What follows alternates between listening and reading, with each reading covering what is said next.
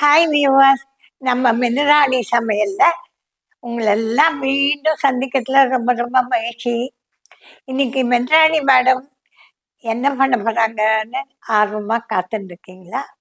S, very traditional, அதாவது பாரம்பரியமான எல்லாருக்கும் பிடிச்சமான இட்லி தோசை ஆப்பம் எக்ஸட்ராக்கு தொட்டுக்கிறதுக்கு தோதா ஒரு சைட் டிஷ் பண்ணுறோம்.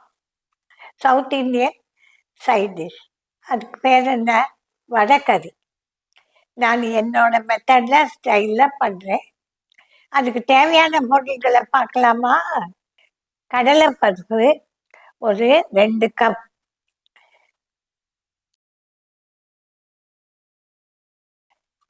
கொத்தமல்லி பொடியாக நறுக்கினது,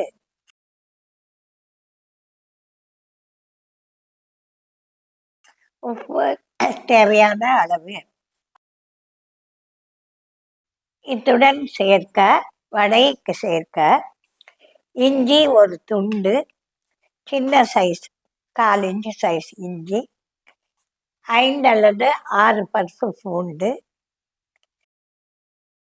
கசகசா ஒரு டீஸ்பூன், பட்டை ஒரு துண்டு, சோம்பு 2 டீஸ்பூன், இவையெல்லாம் சேர்த்து அரைத்த உழுது. அடுத்ததாக கிரேவி, அதாவது கறி, இந்த வடையை போடுற கறி செய்யறதுக்கு பொடியாக நறுக்கிய வெங்காயம், பொடியாக நறுக்கிய தக்காளி 2 கப்,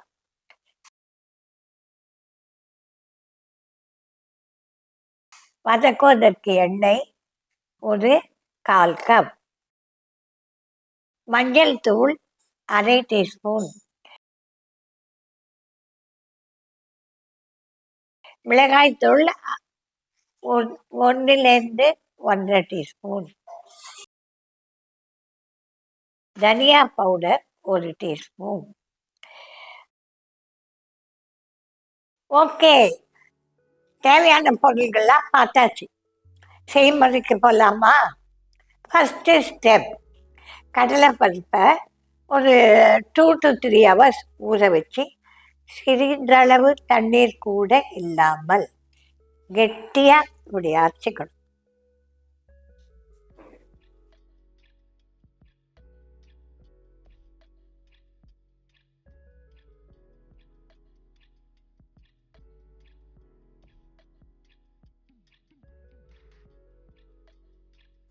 தேவையான பொருட்கள்லாம் எழுதி வச்சுருக்கல, இப்போ பாருங்க. இஞ்சி பூண்டு பட்டை சோம்பு ஒரு பகுதி வடைக்கும் ஒரு பகுதி கிரேவிக்கும், சரியா?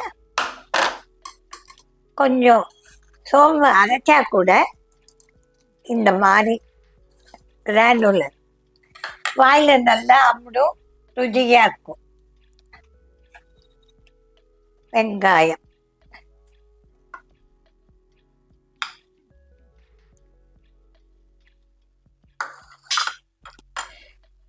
சால்ட்,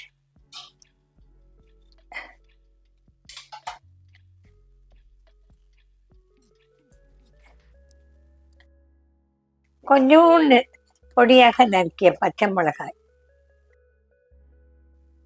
மிளகாய்த்தூள்,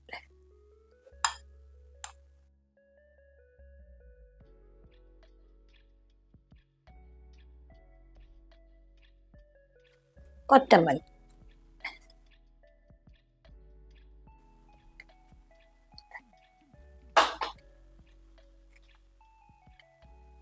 பார்த்தீங்களா? இதெல்லாம் நல்லா கலந்து வச்சுக்கோங்க. இதை நம்ம வடையாக பொரிக்க போகிறோம். இது அந்த கிரேவியில் போடலைன்னா மசால் வடை மாதிரி கூட தரலாம். இந்த மாதிரி அரைச்சி கலந்து ஒரு டப்பாவில் ஸ்டோர் பண்ணிவிட்டு அடுத்த நாள் பார்ட்டிக்கு முன்னாடி இதை பொரித்து ஸ்டார்டராக கொடுக்கலாம். சில பேர் பொரிக்காம there is one more method. ஐயோ, என் வீட்டில் இட்லி பானையில் வச்சு இதை வேக வச்சு உதிர்ப்பாங்க. எஸ், ரொம்ப பேர் வீட்டில் அப்படி செய்வாங்க. For 2 reason. எண்ணெய் சட்டி வைக்கணும், எண்ணெயில் பொரிக்கணும், டைம், ஆயில் எல்லாம் செலவு. அப்புறம் எண்ணெய் வேண்டான்னு நினைக்கிறவங்க அந்த மாதிரி செய்யலாம். ஆனால் நான் ருச்சிக்கு ப்ரையாரிட்டி கொடுக்குறேன்.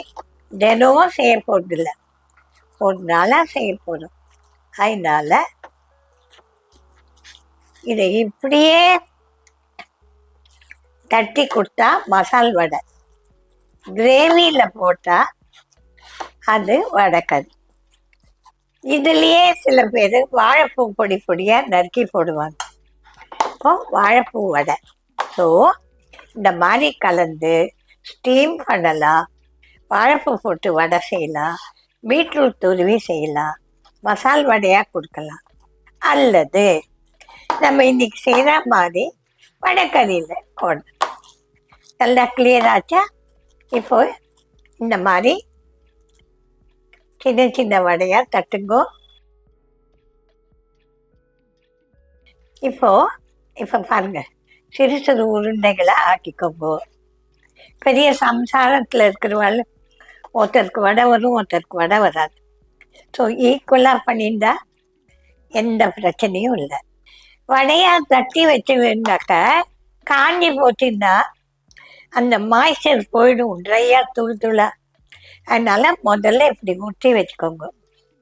பொதுவாக ஜென்ரல் ரூலே சமையக்கட்டில் ஃபேன் இருந்தால் கூடவான மட்டும் இந்த மாதிரி ஃப்ரையிங் டைமில் ஃபேன் அவாய்ட் பண்ணுங்க.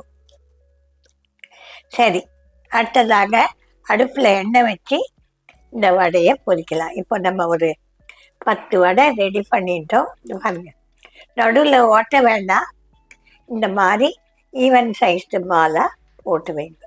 இப்போ அடுப்பில் எண்ணெய் காய்ந்து அதுக்குள்ளே நம்ம ஷேப் பண்ணிக்கலாம். 1 hourக்குள்ளே ஒன்று ரெடி பண்ணால் டைம் சேவ் ஆகும். Time management is part of the kitchen tactics. அப்படியே எண்ணெய் காயிற வரைக்கும் எண்ணெயே பார்த்து நின்றுட்டு அப்புறம் காஞ்சப்புறம் அவசரமாக பண்ணக்கூடாது. பெரிய வித்தகர்கள் வல்லுநர்களுக்கெல்லாம் இல்லை, பிகினர்ஸ்க்கு சொல்கிறேன். நான் இதுவே லேட் 90s என்னோட சேனல்களில் செஞ்சுருக்கேன், பொதிகை, ஜெயா, சன்னிலெல்லாம். ஆனால் அந்த வியூவர்ஸ்க்கெல்லாம் இப்போ மிடில் ஏஜ் ஆகிருக்கும், 50-60 வயசு. 30 வருஷத்துக்கு முன்னாடி பார்க்க வாய்ப்பு இல்லாத குழந்தைகளுக்கு இதெல்லாம் சொல்கிறேன். எங்கள் டைமுக்கு அப்புறம் இந்த மாதிரி ஒரு அம்மா மாதிரி அட்வைஸ் பண்ணி சொல்லி கொடுக்க கூட ஆள் கிடையாது. Everything is digitalised, everything is computerised. கூட உட்காந்து இப்படி செய்யாதேன்னு சொல்லிட்டு, அதனால இந்த ப்ரோக்ராம் எல்லாம் நல்லா வாட்ச் பண்ணுங்க, செய்து பாருங்க, எங்களுக்கு சொல்லுங்க. டீப் ஃப்ரையிங்கில் அவ்வளோ விஷயம் இருக்குது. கொதிக்க கொதிக்க எண்ணெயில் போய் போட்டால் மேலே ஃபுல்லாக ப்ரௌன் ஆகி உள்ளே வேகாது. அப்புறம் இந்த ஹையில் வச்சுருக்கேன், சூடான பிறகு கொஞ்சம் ஸ்லோ பண்ணிக்கோ.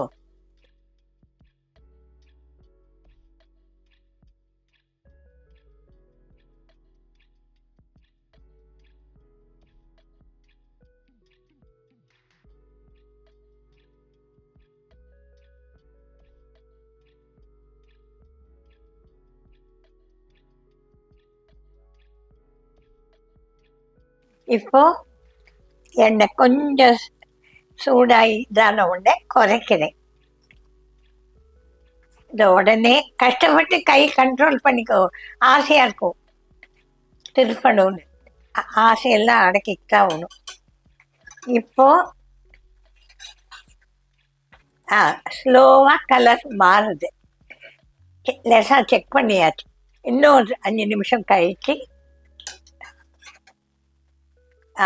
இப்போ பாருங்க, இந்த கலரில் யூ ஜஸ்ட் டர்ன். எவ்வளோ பியூட்டிஃபுல்லாக வந்திருக்கு. உங்கள் கண்ணெதிர் தான் போடுறேன், ஏற்கனவே பண்ணி வச்சு காட்டல. நோ கோல்மால், நோ கட்வர்ட், everything right in front of camera. அதான் எண்ணெய் சூடான பிறகு சூட்டை குறைங்கோ, எண்ணெய்க்குள்ள கரண்டீர் போட்டு தொலாவதாங்கோ. இது மாய்ச்சராக இருக்கட்டும், இது ரொம்ப காஞ்சி போதா தூளாயிடும். இப்போ பாருங்க, இன்னும் ஒரு ஷேடு. ஆனால் இது பார்த்தீங்கனாலே உங்களுக்கு தெரியும், ஒரே கலராக ஈவனாக இருக்கு பாருங்க. இன்னொரு 1 minute கழிச்சு ஐ எம் டேக்கிங் திஸ்.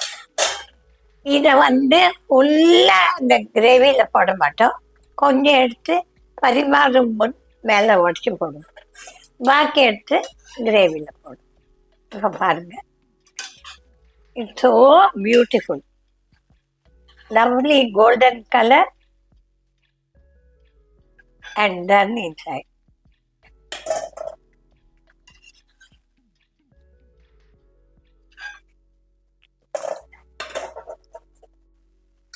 பார்த்தீங்களா, பியூட்டிஃபுல் கிறிஸ்பி கோல்டன் கலர் வடை ரெடி ஆயிடுச்சு. இதை அப்படியே சாப்பிடலாம், குழந்தைகிட்டேருந்து காப்பாற்றிட்டு கிரேவியில் போடலாம். இப்போ நம்ம இந்த சுடான எண்ணெயே உபயோகப்படுத்துகிறோம், தர்பை சேவிங் ஆன் ஃபியூவல்.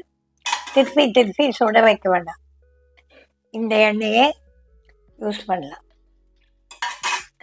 பொதுவாக தட் இஸ் அ தியரி, இந்த பொரிச்ச எண்ணெயை திருப்பி யூஸ் பண்ணக்கூடாது.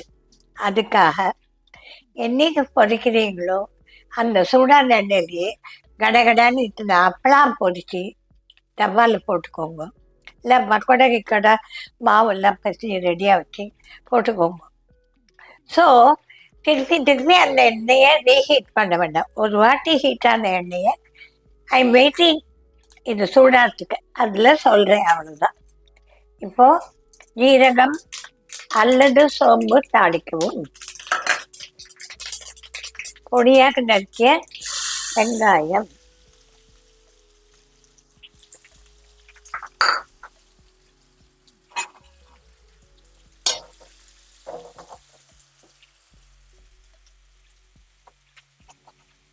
இந்த விரிஞ்சி இலை போடுங்க. சில பேர் அந்த கல்பாசி போடுவாங்க, வேணும்னா போடுங்க, இல்லைன்னா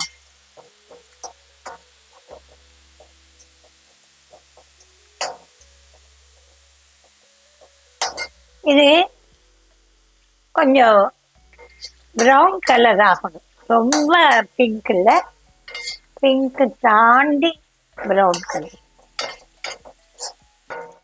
லைட் ப்ரௌன் ஆயிருக்கு. இப்போ இஞ்சி பூண்டு பட்டை சோம்பு கசகசா அரைச்சோம்ல, அந்த விழுத போடணும்.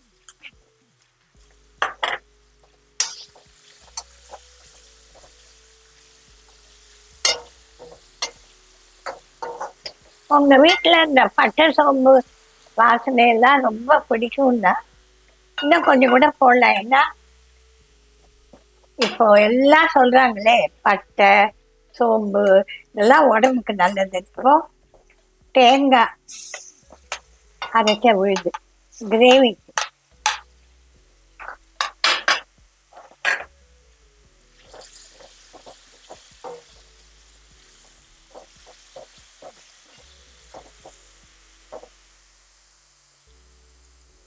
இப்போ நான் அடுப்பை குறைச்சிக்கிறேன். ஏன்னா அந்த கசகசா சோம்பெல்லாம் போடுற போது அடி பிடிக்க வாய்ப்பு இருக்கு. இதை பாருங்க, நல்லா கிளீனாக ஒட்டாமல் வந்து பாருங்க, பச்சை வாசனை அடிக்கும். இந்த கசகசா சோம்பெல்லாம் நல்லா வதங்கணும். அப்படியே அடுத்த ஸ்டெப்னு குடுக்குன்னு போடக்கூடாது. அதோ பக்குவம்னு வேர்டு இருக்கு. சரி, இப்போ கலர் மாறிட்டுது, நீங்களே பாருங்க, லைட் ப்ரௌன் ஆயிட்டு. இந்த பட்டை சோம்பு கசகசா இதுவும் நல்லா ஃப்ரை ஆச்சு, பச்சை வாசனை போக நம்ம நல்லா கிளறியாச்சு. இப்போ ஒன்றொன்னா ட்ரை பவுடர்ஸை போடணும். மிளகாய் தூள் இது சொன்ன வழக்கமாக சொல்கிற அதே தான். ஒரு வீட்டில் ஒரு காரம் பார்த்து போடுங்க. தனியா தூள்,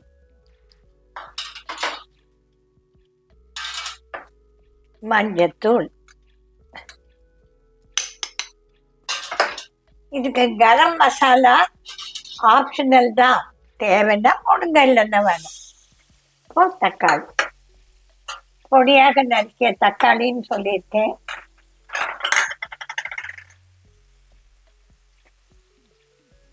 நமக்கு கிரேவி தேவை, அதனால தக்காளி நல்லா தாராளமாக துருவி போட வேண்டாம், நறுக்கி போடுங்க, அவசியம். இப்போ last but not least is the salt. உப்பு,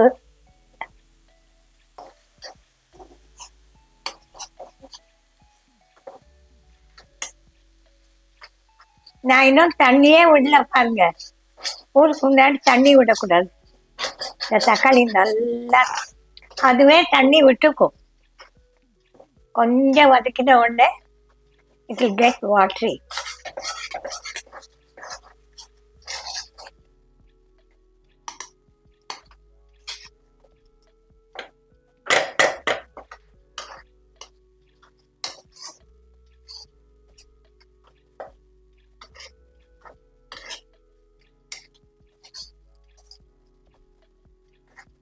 இப்போ தக்காளி நல்லா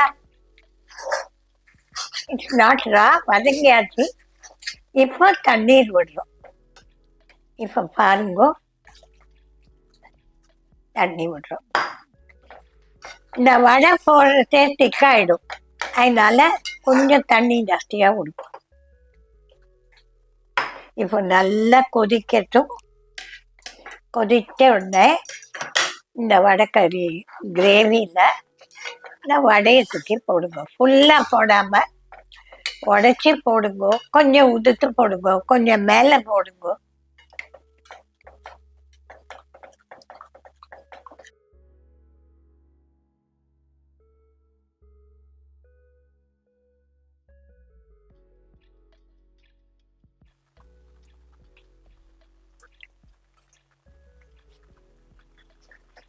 இப்போ பார்த்துக்கோங்க, கிரேவி இப்படி இருக்குன்னு, திக்காக இருக்கு, ஆனாலும் ரொம்ப பேஸ்டாட்டும் இல்லை, ஆனால் வாட்டரியாகவும் இல்லை. அந்த பதம் வரணும், பார்த்துக்கோங்க. இந்த தக்காளி எல்லாம் மொத்தமாக சேர்த்து கூழாட்டம் அரைச்சி பண்ணணும்னு இல்லை, இந்த மாதிரி தெரியணும். இப்போ ரெடியாக இருக்கிற இந்த கிரேவியில் ரெடியாக இருக்கிற வடையை ஒன்று ரெண்டாக பிச்சு போட போகிறோம். அப்போ சாப்பிட்ட இந்த வடை வாயில் கிடைக்கும். தூள் தூளாக அந்த தூளில் என்னென்ன கிடைக்கும். ரொம்ப பேர் அந்த தூளாக்கி மேலே போடுவாங்க. யாரையும் குற்றம் சொல்லலை, அது அவங்களோட ஸ்டைல்.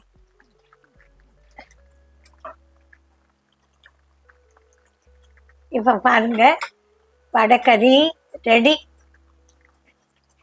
இது எதுக்கு வச்சுருக்கேன்னா காட்டுறேன். பரிமாறும் முன் பாதி பாதி வடையாக ஒருத்தர் இண்டிவிஜுவல் சர்விங்கில் பண்ணால் அழகாக இருக்கும். இப்போது நல்லா கொதிச்சாச்சு, இந்த வடை ஊறியாச்சு. இந்த ஒரு கொதி வந்த உடனே will transfer into this Pavul.